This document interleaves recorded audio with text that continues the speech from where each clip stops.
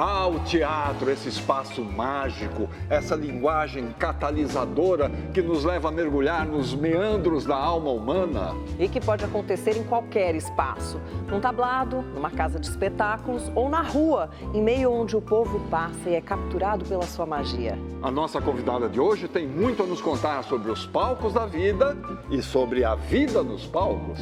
Ela é Teuda Bara.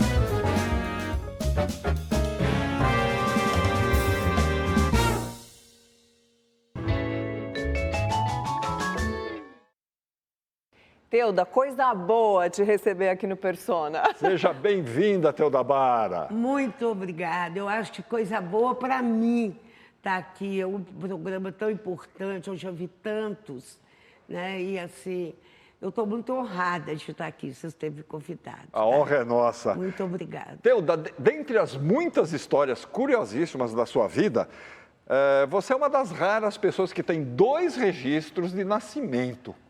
Como é que isso aconteceu? Loucura de pai e mãe, né, gente? Porque quando eu nasci, era uma época que os pais não registravam as crianças. Falavam, a gente nem sabe se vai vingar, vai registrar, não sei o quê, não sei o quê. E aí o governo, para obrigar eles a registrar, colocou um juiz dentro das maternidades e nascia, o pai era obrigado a registrar. Então, minha mãe tá para lá, trabalho de parto, tudo tinha acabado de ter parto, aquelas coisas. E o juiz, eles lá chamaram o papai para registrar. E o papai falou, vai chamar Sônia Maria Magalhães Fernandes. Porque dizem que ele tinha uma namorada que chamava Sônia. Teve, né? Quando ele foi ver a mamãe, ele falou, eu já registrei a menina, eu botei ela com o nome de Sônia Maria com a mamãe. De jeito nenhum, eu já tenho um nome para ela vai chamar Teuda Magalhães, porque é o nome da irmã de caridade que estava lá, que ela fez uma amizade com ela vai chamar Teuda. Aí, ela teve o segundo filho, ela teve meu irmão, e aí quando ela foi lá registrar, ela falou, quero registrar também o nome da minha filha, Teuda Magalhães Fernandes. Aí o moço olhou a data e falou assim, não, essa daí a senhora vai ter que pagar uma multa, porque passou tempo demais, tem que pagar uma multa. Era uma multa muito cara, a mamãe não tinha dinheiro. Ele falou, como é que eu faço? Ele falou, a gente pode mudar a data. Quer dizer, eu nasci dia 1º de janeiro. Ele falou, a gente pode mudar a data, porque ela nasceu dia 1º de novembro. Mamãe, isso mesmo, fez lá, registrou.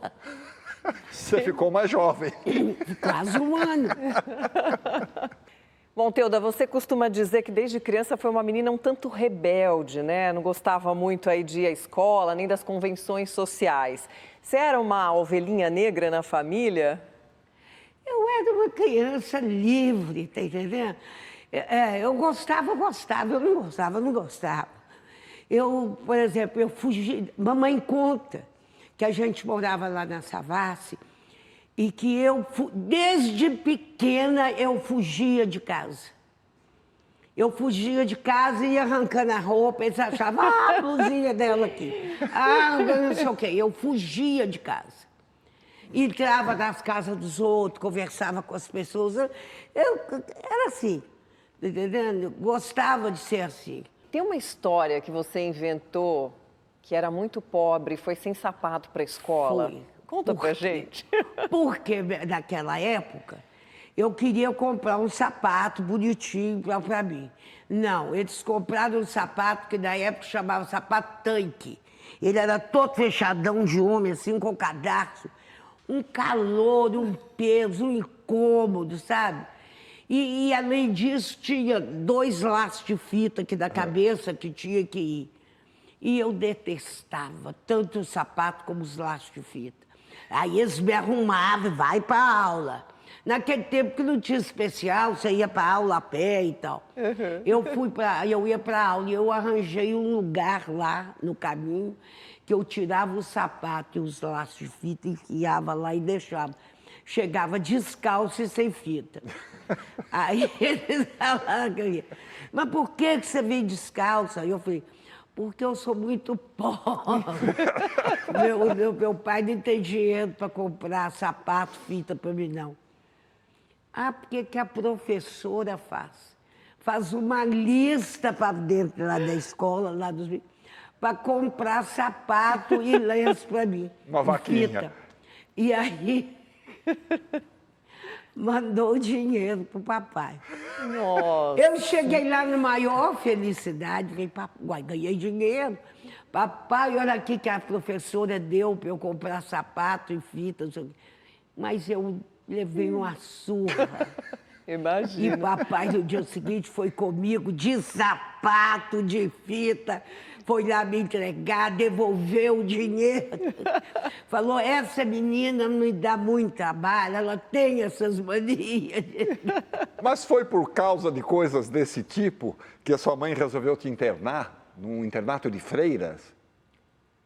Ela me internou no internato de freira porque eu já estava moça, nascendo seio, já tinha seio, tá entendendo? E morava num lugar que ela não queria que eu morasse, que já tinha rapaz me olhando, e essa coisa toda, ela ficou bem invocada com isso. E aí ela falou, não, isso vai me dar problema. Um dia também ela me achou no espelho, passando maquiagem, assim, e chorando. Já era uma coisa de teatro. Né? Eu passando maquiagem, assim, e chorava na frente do espelho, uma besteira de adolescente. Ela contou pro papai e ficou uma fera comigo, não sei o quê. Aí me internaram nesse colégio, que ela chamava Regina Passos, chama até hoje. Regina Passos, é lá em Sete Lagoas. Você gostou? Não. Nem precisa perguntar. Não gostei, né? porque quando eu cheguei lá, eles falaram, o colégio era um colégio particular, caro. Então, a irmã falou, para ela ficar aqui, ela tem que trabalhar, ela tem que aprender a trabalhar. Eu tinha 13 anos de idade. E eu tinha lá a cabeça de quem quer aprender a trabalhar, não sei o quê. Não, eu era uma menina, moleca. Eu gostava era de correr, jogar queimada, subir em árvore, sabe? Eu era solta mesmo. Sim. E a irmã tomou logo implicância comigo. Por eu ser assim, e por eu ter seio e ficar sem sutiã, correndo, sem balançando, ela ficava com ódio. Ela fazia aqueles corpinhos para mim que fechava, assim, eu arrebentava tudo. Agora, sua mãe era muito católica e ela... Era. Ela tinha essa intenção que você fosse uma freira? Que Ela queria. Ela queria. Ela achava que vida de mulher era muito difícil. Mas, ao mesmo tempo, ela queria ser cantora. Para você ver a incoerência, mas ela queria que eu fosse freira. Quando ela me tirou, quando eu fui expulsa, porque tanto eu fiz que eu fui expulsa do colégio, e aí eu fui expulsa, ela foi lá conversar com a irmã e falou, olha, meu marido foi promovido lá no emprego, ele está ganhando melhor, a gente pode pagar para a Teúda ficar aqui. Ele disse, não, minha senhora, sua filha nem pagando ela fica aqui mais. Que tudo. Aí você estava falando do seu pai. Seu pai tinha uma veia musical, né? Ele foi militar, mas ele tinha uma veia musical. Meu pai era do Corpo de Bombeiros. Ele sempre foi músico, tocava trombone de vara, tocava na orquestra sinfônica, tocava nas rádios, fazia bailes, e tocava na orquestra do Corpo de Bombeiros. Ele era músico. Criou a família tocando trombone de vara. Você já pensava em ser artista nessa época ou não? Pensava, assim, de ser artista mesmo, profissional, não. Mas porque na minha época não tinha televisão, não tinha essas coisas. Então, todas as datas comemorativas da escola, todas as datas comemorativas de dentro de casa, tudo era teatro. É. Tudo era teatro. Você tinha... Quando era aniversário da mamãe, a primeira coisa era o programa. Quem é que vai recitar, quem que vai cantar, quem é que vai fazer isso, quem que vai fazer. Já era assim. Né? 1º de maio, que tinha as datas lá, qual sala que vai fazer 1º de maio, fazia produção, fazia tudo. Já estava na veia desde Já sempre. E a educação naquela época era muito boa. Hoje é que eu vejo, assim, depois que eu fui ser professora ainda, a distância que está a educação. Teuda, você diz que as moças se casavam para se libertarem dos pais, mas que aí viravam reféns dos maridos. Mas você chegou a ficar noiva também em uma época. Cheguei. Mas isso é uma verdade verdadeira, minha filha. Mas e aí? Da minha amiga casar e estar estreando um filme, eu ir lá falar, vamos no cinema, vai fazer não sei o quê. Ela falou, Teuda, agora eu não posso mais sair com você, eu sou uma mulher casada. Que loucura, né? Era uma loucura. Mas e o teu noivado? E aí? Não deu certo, né? E foi um noivado, até assim, ele foi lá e falou, seu Augusto, eu vou namorar a Teuda, todo não sei o quê, não teve festa, não teve... Só falando, sim senhora, tal. E ele começou a frequentar minha casa nos dias certos, que era segunda, quarta, sexta e sábado, tá? Os dias que ele ia. E aí tinha que fazer bolinho, cafezinho. Você tinha que mostrar que você era prendada. Era a tal da Para refém. poder cativar o príncipe. Tinha que saber que você era prendada, você sabia bordar. E eu fiz todos esses cursos. Não deu certo porque chegou uma hora você não dá conta. Sabe? Eu vou numa exposição de gado com uma amiga minha que tinha lá perto. E era perto lá de casa. Aí eu vou saindo da exposição assim, o noivo estava lá do meu lado, sabe, o noivo estava lá, e dá um escândalo. Eu sabia que você estava me enganando, eu sabia, isso no meio De todo mundo. de todo mundo, gente que eu não conhecia, saída da exposição. Aí eu falei, eu vou aguentar isso sozinha? Não vou. Não, né? E quem deu ordem de você me seguir, você está me seguindo, seu desgraçado. Não tem mais noivado, acabou, eu não quero mais saber. Pega suas coisas, some, eu não estou nem aí. Entendeu? Porque você vai aguentar isso, sabe? Não vou. Você já mencionou aí que você foi professora para crianças, mas depois você foi trabalhar numa livraria, né? Onde, aliás, você se deu muito bem, começou a entrar no mundo mais intelectualizado, tal. Como é que foi isso? Nossa Senhora, aí foi uma mudança mesmo de vida. Uma mudança total. Porque eu larguei esse mundo de, sabe, de professora, Professora até que não, mas esse mundo que eu não era professora nessa época. Mas assim, esse mundinho de noiva, de fazer, sabe, pastelzinho, não sei o quê. Acabei com isso. Não tinha ninguém para eu dar satisfação. Isso é a coisa melhor da vida. Sabe, não tinha.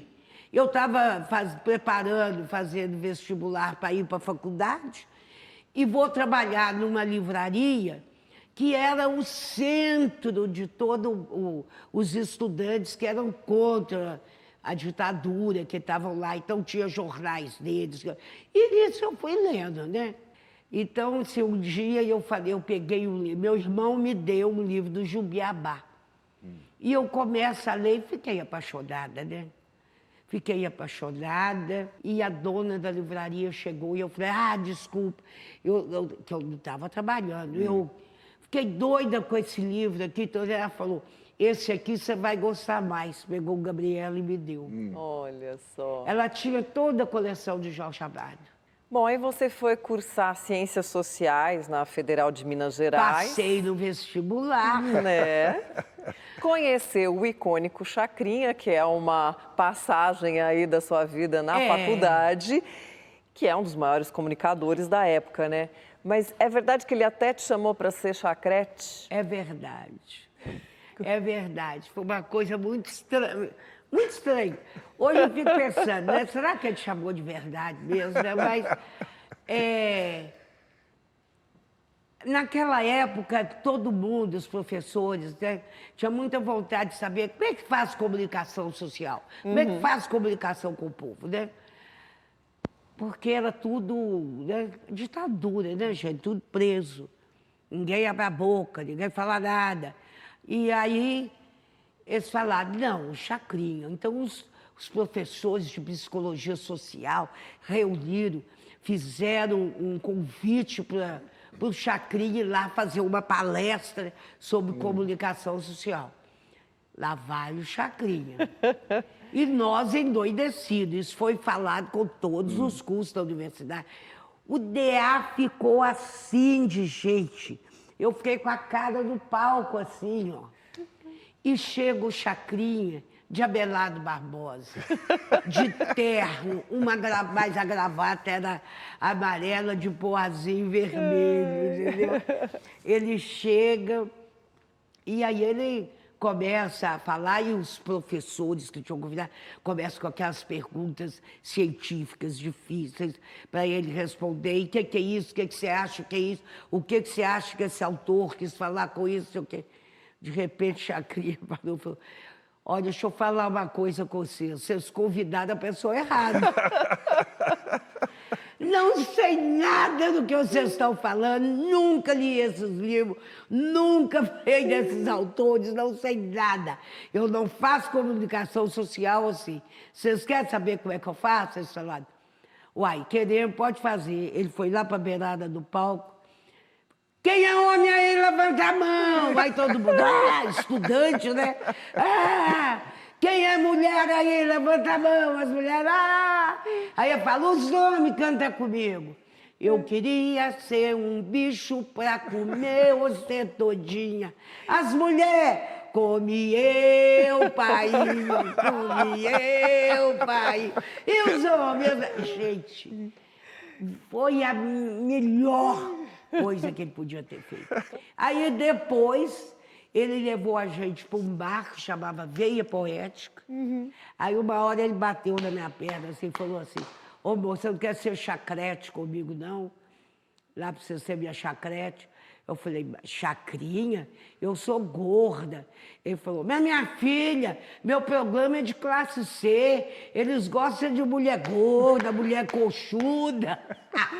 Ai, meu Deus. Eu falei, Chacrinha, mas eu sou comunista, Chacrinha.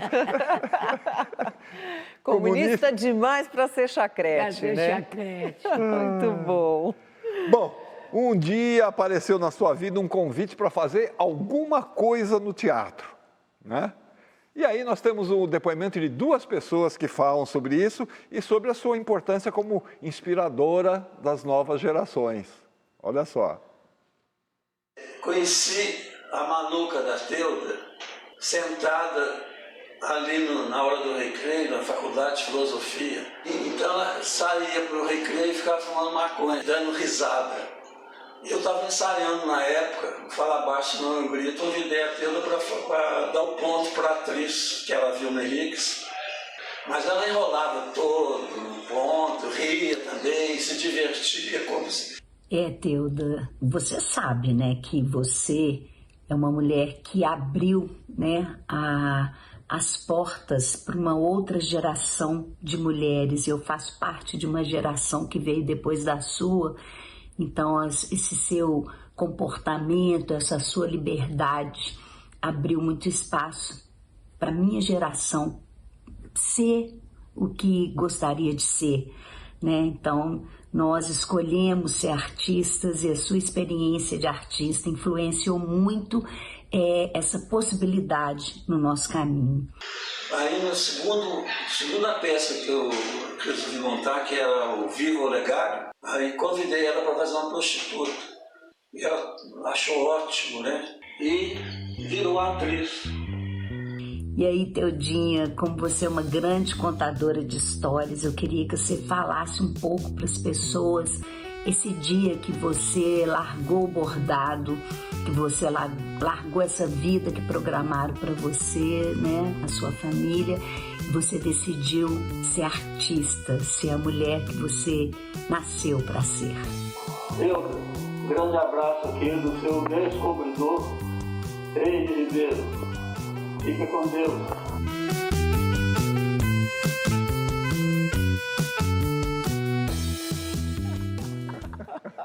Eu não sei de onde que eu tô com essa peruca. Olha, Eu não sei, mas foi muito legal conhecer o Eide. Ele foi a pessoa que me descobriu pro teatro. Os atores lá improvisando e eu assim... encantada. Improvisando não, representando, e eu com a boca aberta, assim. Aí, de repente, eles faziam assim para eu dar o texto, eu ia... Fiquei um dia de ponto. Aí o Eide falou, você vai para a produção, porque você não dava ponto. Porque o teatro me levava, tá entendendo? O teatro me levava. E a Inês agradece muito a você por abrir esse caminho, né? Pelo abrir esse caminho, né, para as mulheres daquela geração.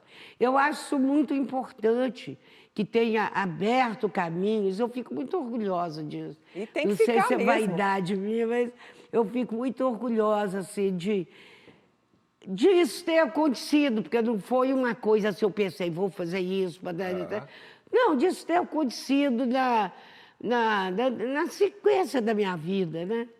Então, é a partir daí que começa efetivamente, né, o seu envolvimento com o teatro. Que aí você iria se aprofundar mais para frente. Mas a gente vai falar sobre isso no próximo bloco, pode ser? Tá bom, claro. Então a gente volta já com Teuda Bara.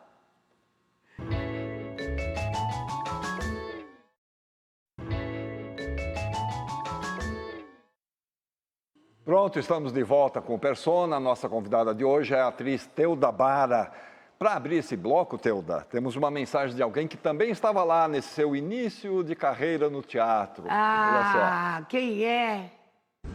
Sempre que eu me lembro da Teuda, a primeira palavra que me vem é alegria.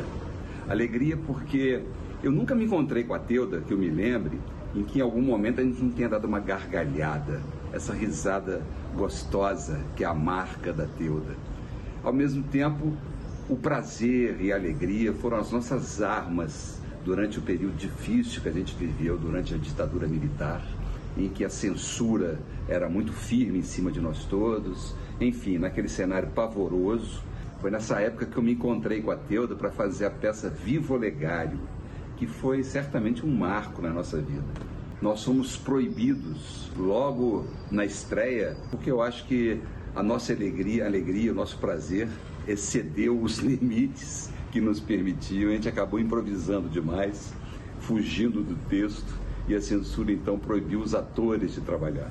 Isso gerou uma expectativa enorme. Vencido o prazo que a censura nos proibia, a peça voltou em cartaz e foi um enorme sucesso. Foi aí que a gente tem muita história. Teuda como uma criança pequena, o seu filho mais velho, que era o nosso mascote. A gente saiu viajando pelo Brasil, fizemos uma viagem louquíssima pelo interior de São Paulo, depois de lá indo para Brasília de trem.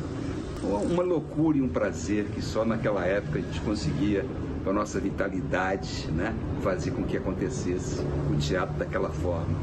Para mim é um prazer enorme ver a Teuda, a partir dali, trilhando esse caminho, consolidando uma carreira e uma história tão bonita no teatro brasileiro. Grande beijo para você, Teuda, e uma sonora gargalhada. Beijo, meu amor, beijo. Essa história que ele conta da censura, aí foi uma coisa assim, porque naquela época você tinha que fazer espetáculo por censura, com tudo. Se tivesse uma folha de alface no prato, tinha que ter, para apresentar para censura. Aí, no dia que a gente foi estrear, O Eide falou assim, o Eide que era o diretor, que você conhece. O Eide é mais rebelde do que eu. O Eide falou, vamos falar tudo do jeito que a gente ensaiou? A ator é bicho doido, né? Ela falou, vamos. E fizemos o teatro assim, fizemos com tudo que a gente tinha direito. Pá, pá. Quando acabou o espetáculo, censuraram a peça. Claro, né? E nós com 3 meses de teatro para pagar. Meu Tá Deus. entendendo? Com a casa alugada, sabe? E tirar dinheiro de onde? Tá entendendo? Meu Deus, foi uma agonia. Foi uma guerra, tivemos que ir até Brasília conversar com o povo lá, pedir, por favor, eles liberarem. Agora, falando em censura, tem uma história sua com o Caetano Veloso, né? De quando ele voltou do exílio, e aí parece que você encasquetou que tinha a missão de recebê-lo. Como é que foi isso? Foi loucura minha. E eu estava tão louca, tão saudosa deles, tão indignada de ter levado eles para lá, sabe? Eu estava tão indignada com aquilo tudo. Quando falou, Caetano está voltando, eu, nossa senhora, eu queria ir no Rio receber ele. Aí eles falaram, não, ele não vai para o Rio, ele vai direto para Salvador. Aí ele só desce do Rio, não sei o quê, e vai para Salvador. E aí eu tive essa mensagem na minha cabeça, que eu não sei de onde que veio assim, vai receber o Caetano. Eu vendi meu guarda-roupa, peguei o dinheiro, pedi para minha cunhada, pedi o dinheiro e fui de carona para Salvador. Cheguei lá, fiquei na casa dos amigos lá, na Boca do Rio, e fui assistir o show do Caetano, lógico, né? Fui assistir o show. E fiquei na maior felicidade de ver, cantar, não sei o quê. E eu falei, bom, então era isso mesmo, eu recebi o Caetano aqui, Aí, eu tinha um amigo que tocava violão, ele estudava o Vila Lobos para fazer um show que ele queria. E aí ele falava que ele era culpado do Caetano, que ele era não sei o quê, e papapá, que ele contava casos do Caetano e tudo. E um dia eu estou dormindo, era uma casa que as portas eram todas abertas. Eu estava dormindo num tatame assim no chão, acordo com uma mão fazendo assim na minha cabeça. Eu vou olhar o Caetano Veloso, eu gostei, né?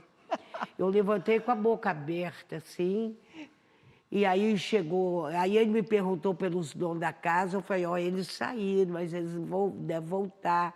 Você quer alguma coisa? Você quer uma água, uma coisa? Ele falou, não, tá tudo bom, nós só vamos esperar ele voltar. E aí chegaram mais 2 artistas que estavam hospedados lá, que era daquele Jesus Cristo Superstar. Chegaram lá e não sei o quê, Caetano brincando com ele. Olha! Daí a pouco chegou o povo. Gente, cantou-se a noite inteira, ficou lá, bebeu. Quando foi de manhã, fomos, porque era perto do mar, fomos ver o sol nascer no mar, tá entendendo? Ficamos lá olhando e Caetano foi embora. Olha e eu isso. falei, eu recebi. Aí que eu falei, eu tinha que receber o Caetano. Muito bom. Olha que loucura. Isso é uma loucura, mas é uma verdade que aconteceu. Que coisa Não apareceu nenhum anjo do céu falando para mim, não. Que maravilha. Mas aconteceu. Agora, um dia apareceram lá em Minas Gerais os diretores do Teatro Livre de Munique para ministrar um curso sobre teatro de rua. Mas antes da gente falar sobre isso, vamos ver um quadro que nós produzimos sobre essa forma de teatro que é ancestral, né? O teatro nasceu na Grécia Antiga, 7 séculos antes de Cristo, nos chamados ditirambos, os cortejos em louvor ao deus Dionísio. Daí surgiram os primeiros elementos da tragédia e do drama. 10 séculos depois, nas ruas da Península Itálica, nascia a comédia dell'arte e seus grupos itinerantes que viajavam em carroças para apresentar seus espetáculos em feiras, cidades e vilarejos por onde passavam. No Brasil, o teatro de rua tem como referências as manifestações populares do Bumba Meu Boi, do maracatu e outros folguedos que se utilizam de algum tipo de teatralidade. Hoje, temos inúmeros grupos teatrais que se dedicam a apresentações nas ruas, como é o caso do Teatro União e Olho Vivo, em São Paulo, do Grupo Tá na Rua, do Rio de Janeiro, e do Grupo Galpão, de Belo Horizonte. Ao som dos tambores! Teuda Bara, nossa convidada de hoje e fundadora do Grupo Galpão, é uma inspirada especialista nessa difícil e apurada arte de fazer rir e chorar a céu aberto. Teuda, você já tinha 40 anos de idade quando isso aconteceu. Como é que foi encarar as piruetas, pernas de pau, coisas que o teatro de rua utiliza muito? Eu tenho esse desafio até hoje, né? Por exemplo, no cabaré, eu não pude fazer nada do que eles fazem. Eles dançam, né? Coisas que meus joelhos já não dão conta. Sabe, o coração já não está dando conta, eu canso, tá entendendo? Então, mas o desafio é muito bom. Falar, se você não é capaz de fazer isso, você fala, eu sou capaz de fazer. Eu vou ser capaz de fazer. E pelo menos você tem que tentar. Né? Você tenta e você vai. Foi maravilhoso. Botar a perna de pau e nós fomos aprender em Diamantina, naquelas ladeiras. Subia na perna de pau, ia lá em cima, caía, levantava. Sabe? A primeira coisa que você aprende quando você vai andar de perna de pau é cair. Eles ensinam você a cair. Você vai cair, você joga uma perna para dentro, dá uma, porque você cai de bunda no chão e você levanta, você não cai de cara. Tá entendendo? Te ensina como a cair. Foi a primeira lição. E os alemães, o George e o Kurt, eles foram muito mais do que um diretor de teatro de rua. Né? Nós montamos a alma boa de Sete Soa. E o curioso é que vocês não entendiam alemão e eles não entendiam português. Nenhuma palavra.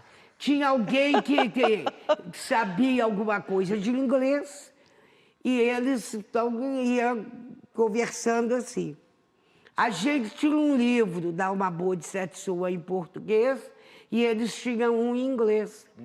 E era a mesma edição, a editora, e aí a gente ia seguindo aquela coisa. Fizemos um livro e fomos. Aí eles foram embora e surge a ideia de fundar um grupo teatral que viria a ser o Grupo Galpão. O Grupo Galpão. E aí olha só o que dizem alguns dos seus companheiros fundadores desse grupo.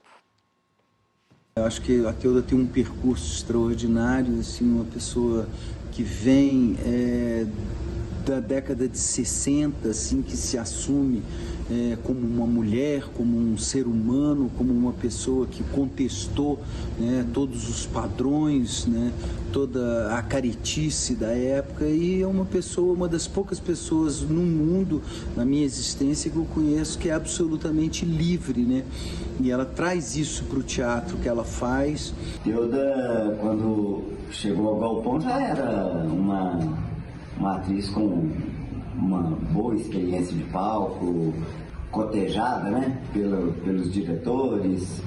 Uma coisa que é um ponto a favor de Teuda é que, não sendo nenhuma jovem naquela época, como quase todos nós éramos, né, 20 e poucos, uns 20 e poucos aninhos, ela soube se impor, estabeleceu o lugar dela e hoje esse fenômeno Teuda, né, que aplaudido e abraçado nos 4 cantos do mundo. É uma companheira extraordinária, assim, uma pessoa que está sempre junto, né? Uma pessoa assim que está sempre a favor do grupo, do coletivo, né? Que se dá intensamente e com esse profundo senso de liberdade que ela tem, né? E que faz com que ela seja essa mulher extraordinária, assim, que rompeu com todos os limites, com todas as regras, realmente a Teuda é uma pessoa livre. Teuda Bara. Eduardo. Eu sempre achei que eu era Antônio divo Edson. mesmo. Mas eu fiquei até emocionada agora com isso. Porque é muito incrível, assim, o galpão. O galpão uniu, assim, numa família muito importante, eu acho, sabe? A gente tem que lembrar aqui a Wanda Fernandes, né? É uma amiga incrível, a Wanda. Foi uma amiga incrível. E ela, além de ter um senso de liberdade muito grande, a Wandinha também tinha um amor para o teatro declarado. Sabe? Ela não... Sabe aquela pessoa que não desliga? A gente acabava de ensaiar, ia para o bar comer, ela estava com o caderninho dela, anotando, porque naquela época era tudo agenda de telefone, olhando, não tinha celular, né? Agenda de telefone, ela anotando os números de produção, não sei o quê. Ela tinha esse amor ao teatro. Ela tinha esse amor. E fez uma falta, faz uma falta. Então a gente vai falar um pouco mais do Galpão e também do Cirque du Soleil, só que no próximo bloco, pode ser? Tá bom. A gente volta já com Teuda Bara.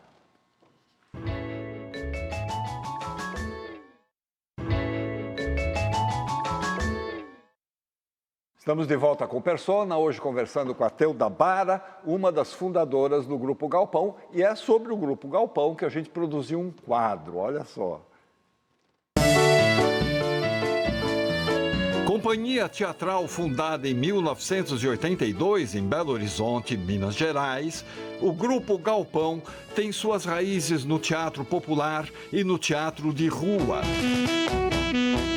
Suas montagens se caracterizam pela fusão entre o popular e o erudito, o tradicional e o contemporâneo, numa combinação de apurado rigor técnico e estético e cuidadosa pesquisa, que resultam na abordagem inovadora de suas peças.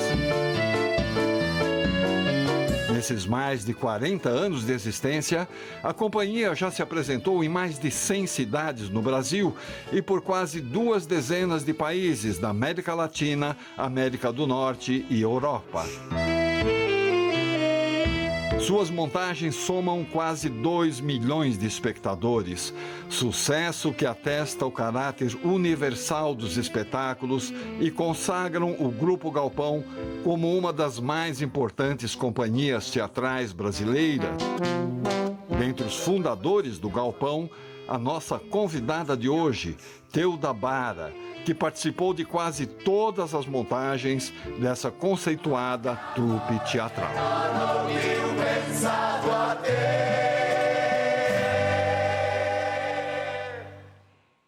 E um dos grandes sucessos do Galpão foi a histórica montagem de Romeu e Julieta, dirigida pelo Gabriel Vilela, né? Foi. Onde entrava, inclusive, a cena da Esmeralda, a perua, veraneio, né? Onde vocês carregavam as tralhas e figurinos e elenco, né? Como é que foi a experiência de chegar com esse espetáculo na Inglaterra? Menina, a gente não tinha nem essa expectativa, não, tá entendendo? A gente foi um espetáculo. Gabriel falou assim, deu 5 títulos para a gente pesquisar e falou: eu volto e quero que vocês montem esses 5 workshops, mas eu quero que todos sejam em cima dessa veraneio. E aí ele escolheu o Romeu e Julieta. E nós começamos a ensaiar. Quando o espetáculo ficou pronto, no caminho da montagem, eu fui sentindo que era um grande espetáculo. Porque eu chorava nos ensaios, sabe? Eu chorava nos ensaios.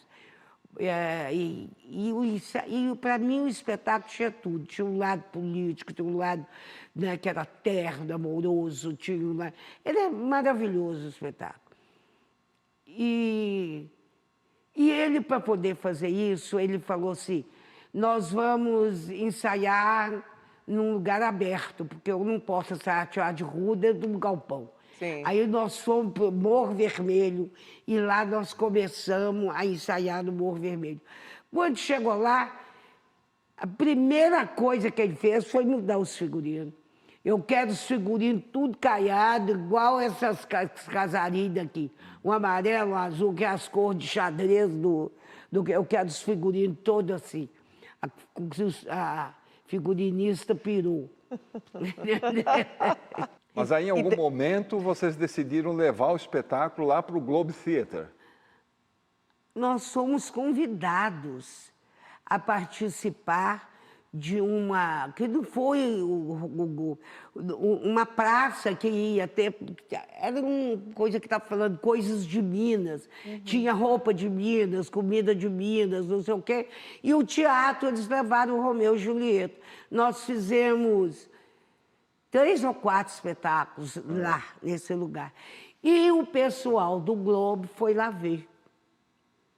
E aí eles convidaram a gente para conhecer o Globo e depois eles convidaram a gente para fazer uma temporada lá.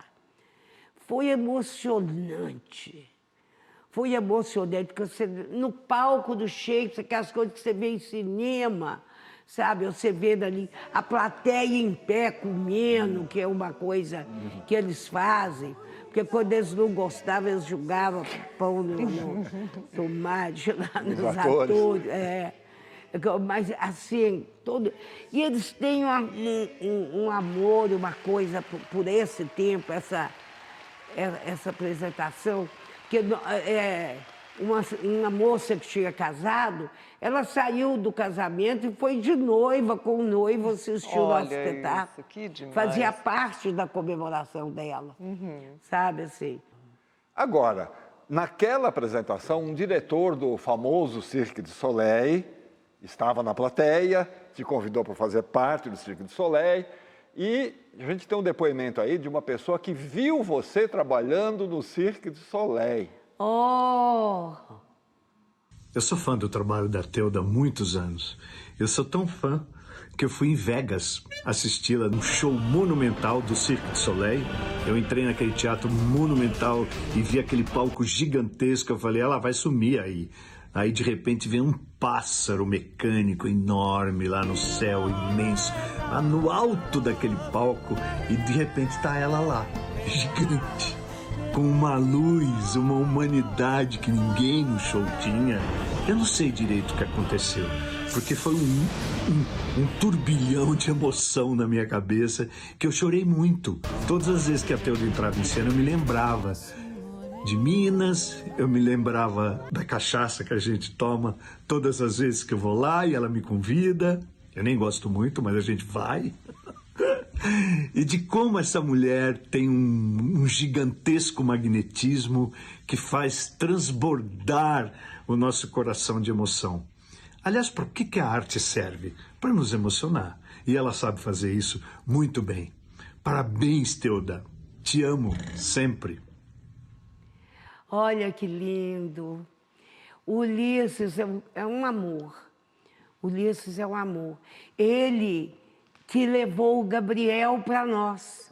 Ele estava dando uma oficina, nós estávamos fazendo uma oficina de teatro com ele, lá em Tiradentes. Não sei se mais onde era. A gente foi fazer a oficina com ele. E aí ele falou, vocês precisam de um diretor. Um grupo sem um diretor não vai dar certo. E acabou que deu. Nós somos um grupo que não temos direção.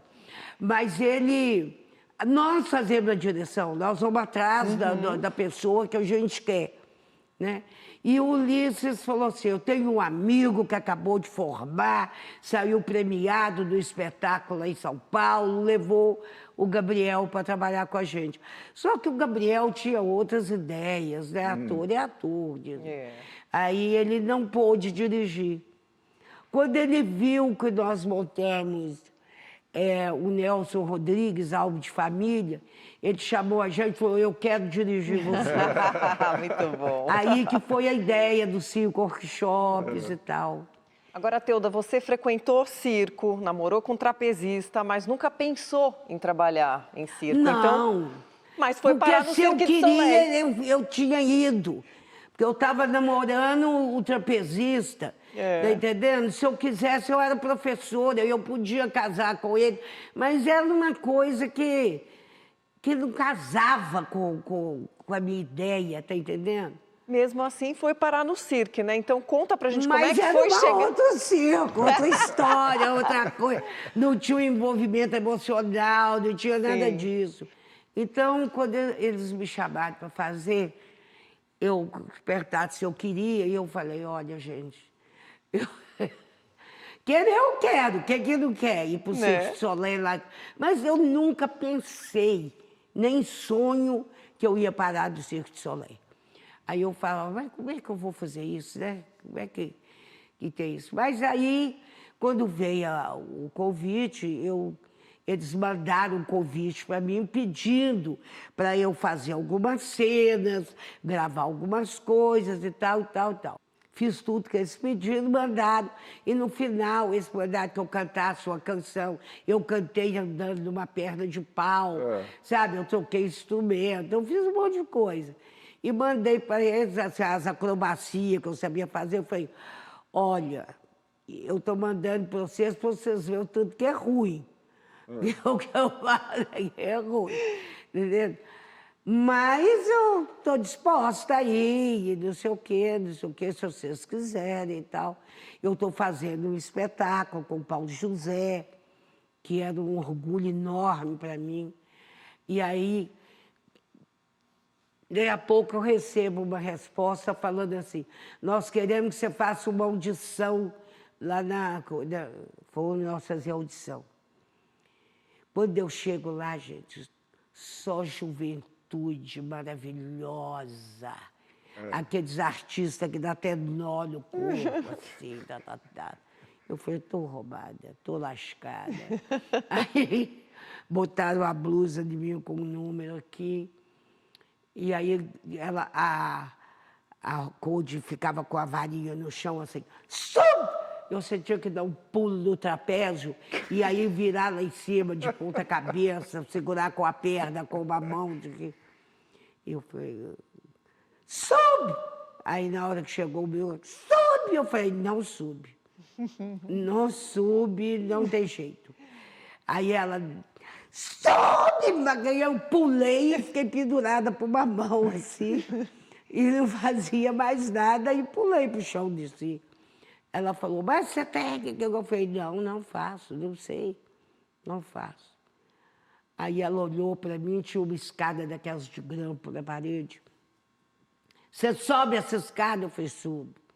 Aí eu subi a escada, subi até depressa demais. Cheguei lá em cima, ela falou, você passa para essa varanda? E eu passei. Ela falou, canta. Eu falei, cantar o quê? Ela falou, qualquer coisa. Aí eu lembrei que eu ia fazer uma ama. Eu peguei meus peitos e fiquei lá. E quando eu olhei, ela estava... Eu falei, acho que vai dar. Muito bom. Aí ela mandou eu descer.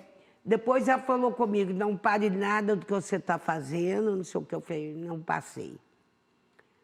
Aí gravamos, estreamos com o Paulo José, fizemos a temporada do Rio.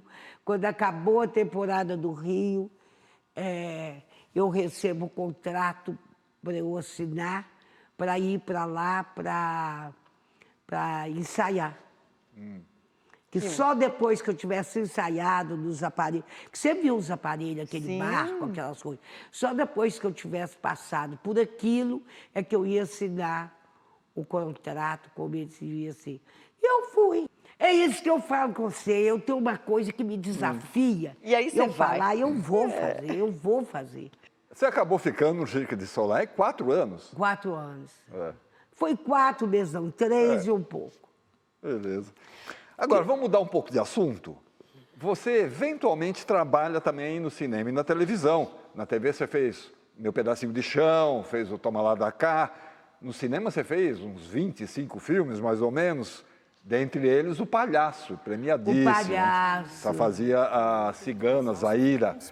Você se adapta bem ao trabalho em estúdio, set de gravação, ou você prefere a coisa do palco mesmo? Palco é uma coisa muito cativante, porque você tem um público ali na sua frente. Mas o cinema, a tela, é muito maravilhoso. Quando depois você vê. Porque na tela, você não tem aquela emoção de contar uma história mesmo. Porque é tudo aos pedacinhos. É tudo aos pedacinhos. E quando você faz, você não sabe o que é que vai sair da tela. Sabe? Você tem um texto que você lê, um texto que você ensaia, um texto que você grava e um texto que vai aparecer na tela. A gente nunca tem essa certeza. Mas eu ficava muito feliz, eu fui muito feliz fazendo cinema. Eu acho maravilhoso. Teuda, mas vamos fechar as mensagens agora que a gente tem para você com um grande diretor e um grande admirador do seu trabalho. Olha só quem é. Teuda Bara, é muito difícil puxar algo dela que não seja superlativo, puxar algo que eu digo ligado ao caráter dela, ligado à personalidade, né? E a exuberância monumental da atriz que sempre foi. Eu já a conheci, né? Dentro de um padrão de teatro praticado em BH e adjacências e tal, mas a Teuda tem um passado direto com o Zé Celso, que deu a ela uma capacidade crítica, uma inteligência cênica muito grande. E o que tem de mais bonito na Teuda Bara mesmo, assim, é uma profunda e eterna fidelidade ao teatro, às artes cênicas, ao circo, né? A Teuda é uma atriz, talvez, de garantia popular, das mais saudáveis que eu encontrei vida fora. Ela entra em cena, ninguém sabe de mais ninguém. Ela faz a plateia respirar coletivamente, em silêncio. A plateia que eu estou dizendo de espaços públicos. Isso não é pouca coisa. Isso é uma dimensão quase mítica do caráter artístico dessa atriz, que tem dentro dela uma regência de outros tempos, de outras épocas, desde que o teatro se constituiu ali como o Ditirambo. Então fica aqui, Teuda, um super beijo desse que te ama muito. Oh, meu amor, também te amo muito. Eu amo muito. Levou para muito, me levou para o mundo também, né? Sim. Me levou para o mundo. Que bom. Porque o Romeu e Julieta viajou o mundo inteiro. Atualmente, vocês estão apresentando, o Grupo Galpão, né? Está apresentando o espetáculo Cabaré Coragem. Cabaré Coragem. Que você faz justamente a dona do cabaré. Faço a dona do cabaré. Já são quase 30 espetáculos. Brava! Brava! Já são quase 30 espetáculos no Galpão, muitos prêmios. E a gente comentou aí em algum quadro, quase 2 milhões ou mais de 2 milhões de espectadores, palcos, ruas, né, em várias partes do mundo. Para a gente encerrar o programa, você poderia nos mostrar um trecho de uma fala sua no Cabaré Coragem sobre a Mamãe Coragem? Falo. Teuda, a gente quer agradecer a tua presença aqui, é uma honra. Obrigada por ser essa mulher que quebrou tantas barreiras e deu espaço e inspiração para tanta gente. A potência que você é, a tua alegria, como muitas pessoas disseram aí, essa tua risada gostosa. Obrigada por dividir isso tudo com a gente. Eu que agradeço, gente, tanto carinho, tanta atenção. Muito obrigado, querido. Muito obrigado pela sua presença, Teuda. Ah... Muito obrigado também a todos que acompanharam o nosso programa até agora. Lembrando que quem quiser rever o programa ou indicar o nosso programa, pode acessar o Persona pelo YouTube. A gente fica por aqui, encerra com a Teuda em Mamãe Coragem. Dizem que a guerra acaba com os fracos, mas quem é fraco já está acabado. Se vende de tudo nessa guerra. Não se pergunta raça, credo, crença, só se pergunta o preço. Meu nome é Coragem, Mãe Coragem. Mãe por ter tido 3 filhos, sempre debaixo das asas. E coragem, porque atravessei um fogo de artilharia com 50 pães na carroça para vender. Tudo dando bolô, não dava para perder. Se vende de um tudo nessa guerra, do pão à ideia. Com o sapato bom e o bucho cheio, até o caminho para a morte fica mais suave. Só uma coisa eu não podia admitir: entregar meus filhos para a guerra. Só coragem, mas morria de medo que a guerra levasse meus filhos. Mas quem engorda as crias com a guerra tem que dar algo em troca. Dito e feito. Música.